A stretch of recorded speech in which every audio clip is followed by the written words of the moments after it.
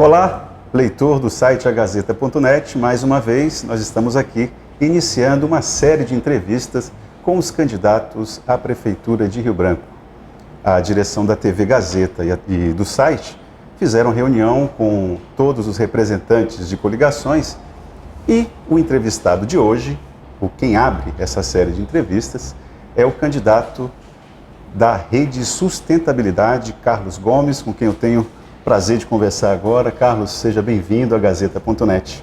Obrigado, Itaã. Aproveito para agradecer a TV Gazeta pela oportunidade de abrir o espaço para que a rede possa também apresentar suas propostas e falar do quão importante é para a cidade de Rio Branco debater no campo das ideias aquilo que pode melhorar a qualidade de vida da nossa população. Carlos, dos 4 nomes que estão se colocando à disposição para dirigir Rio Branco, sem dúvida nenhuma você é o menos conhecido. Isso não é nenhum demérito, ao contrário.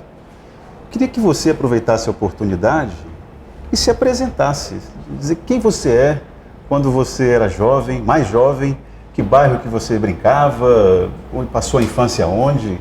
Você é de onde? Estação Experimental, 6 de agosto, de onde você? Eu nasci aqui em Rio Branco mesmo, morei inicialmente no Amapá, mas muito criança, e aí meus pais um pouco depois mudaram para o Tancredo Neves e depois para o bairro da Base, que é onde eu moro há mais de 25 anos.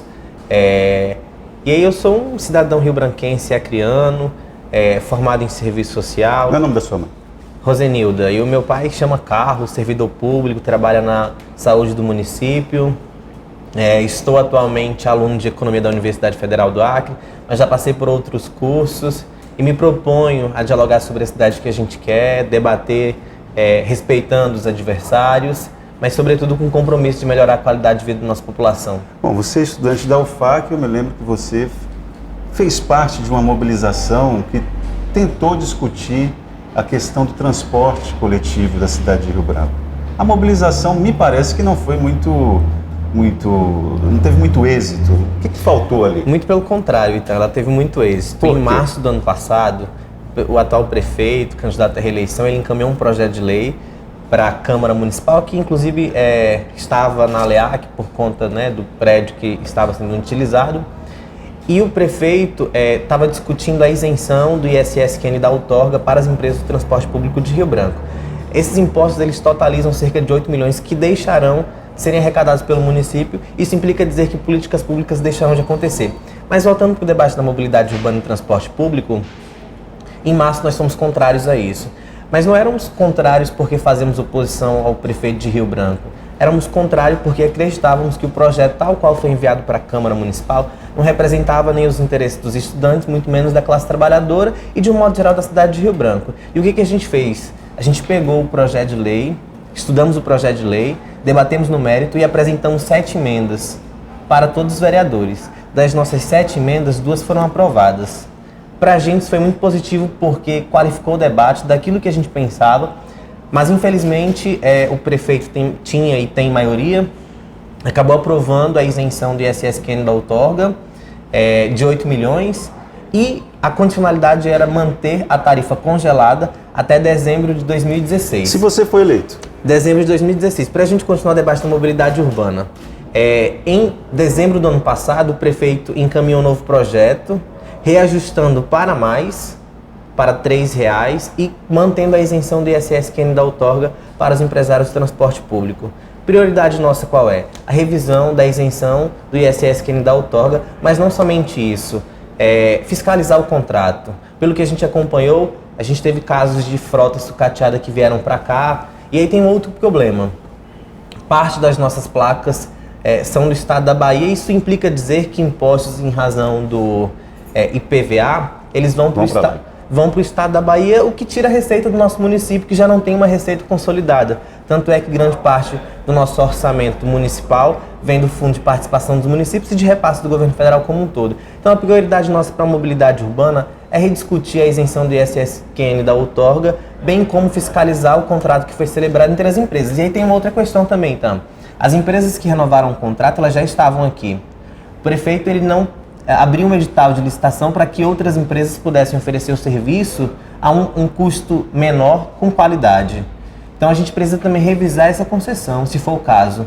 Porque hoje a gente vive na lógica da precarização e flexibilização do trabalho, em que cobradores estão sendo demitidos e motoristas estão assumindo. Essa automatização, você também quer rever isso? A gente precisa rever, porque se a gente conceder uma isenção de 8 milhões para os empresários, qual a contrapartida social que as empresas vão promover para a cidade de Rio Branco? Então, é preciso alinhar, né, essa isenção, mas também manter os postos de trabalho, oferecer um serviço de qualidade, com uma frota que seja efetivamente nova, que as placas sejam do estado do Acre, para que a gente possa ter receita no município de Rio Branco. Então, a questão da mobilidade urbana, ela é prioritária, sobretudo porque a gente está falando de espaços públicos. A mobilidade urbana significa democratizar os espaços públicos, e a gente só consegue democratizar se a mobilidade urbana funciona e se ela é efetivamente acessível à população. Antes de nós tratarmos de gestão pública, eu queria falar só um pouquinho sobre política, especificamente sobre política. A Rede Sustentabilidade não enxergou nenhuma possibilidade de fazer coligação com outros partidos? Por quê? Itan, isso não te parece estranho? O que me parece estranho, Itan, é como os partidos estabelecem canais de diálogo e de que forma que eles pautam uma aliança. Qual a alternativa que a rede tem? A alternativa é dialogar dentro de um programa, discutir no mérito. Independente de partido. O formato atual para se negociar uma aliança é muito do toma lá da cá. Muitas alianças não são em torno de ideias e de uma cidade melhor.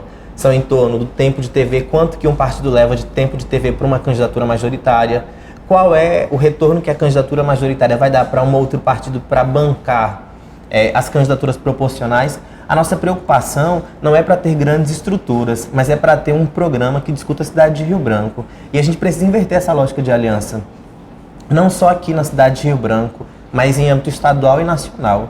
A gente já tem várias provas de que o formato de aliança que está posto no Brasil nos levou aos maiores prejuízos e retrocessos. Um exemplo disso é esse governo de coalizão entre PT e PMDB, por exemplo, que hoje a presidente Dilma está afastada e será, certamente, definitivamente afastada, diante de uma política de coalizão que não foi programática, mas que foi em razão de um projeto de poder, que nos agora mostra quais são as consequências e implicações disso para o conjunto da sociedade brasileira. Então a gente não tem nenhum problema de ter uma candidatura orgânica própria da rede, porque a preocupação não é em torno de tempo de TV e de quantidade de partidos, mas é em torno de uma ideia para uma cidade melhor. E a comunidade compreende essa questão de priorizar o programa e não conciliar possíveis pontos de programa com o partido? Então o exercício é esse, a gente precisa fazer o debate com a sociedade para mostrar que a nossa prioridade é o interesse público, é o interesse coletivo, em detrimento dos interesses que hoje nos levam aos prejuízos e retrocessos, que inclusive quem paga por isso somos nós, a população. Né? Então a gente precisa inverter essa lógica e fazer com que a população entenda que o processo político que a gente está pautando é o inverso. É qualificar o debate político, é levar propostas e ter compromisso com a população e não interesses e não com os interesses de grupos e partidos políticos que tentam se perpetuar no poder a todo e qualquer custo. Carlos, daqui a pouquinho você vai descer ali para o estúdio da TV Gazeta para participar do Gazeta Entrevista. Nós já estamos terminando a nossa conversa, só que eu queria que você fizesse uma breve reflexão a respeito de educação como um tema do programa de governo que você pretende implementar. O que você destacaria desse programa de governo, desse plano de governo na área de educação especificamente? Eu sei que o atual prefeito fala a todo instante que conseguiu aumentar a nota do IDEB. Isso aí, de fato, é um mérito. O que isso tem a ver com o teu plano? Então é importante você falar do IDEB porque a gente teve efetivamente avanços. Os dados comprovam isso. Mas de que forma que essa educação se materializa em acesso à universidade pública de qualidade, universidade federal? De que forma que essa educação está disputando a nossa juventude do submundo do crime? Hoje Rio Branco sofre com uma onda de marginalidade crescente. A gente optou por fazer a disputa dessa juventude pela educação de tempo integral. Uma das nossas prioridades para a educação é a educação de tempo integral. E aí você pode me perguntar de que forma que se faz isso, qual a receita do município? A gente tem uma receita do município, a gente entende que a gente vive uma crise econômica em que o fundo de participação do município tem diminuído em razão da arrecadação do governo federal, mas uma reforma administrativa cortando cargos comissionados, a gente gera receita. E essa receita que a gente gera, a gente investe em educação.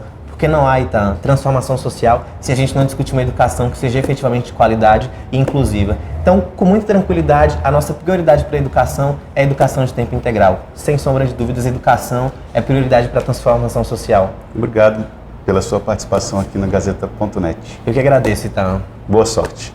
Valeu. Gratidão, gente, pela oportunidade. Ok. Bom, e assim a gente termina a entrevista de hoje. Amanhã, a entrevistada é a candidata pelo PMDB, Eliane Sinhazic. Até lá.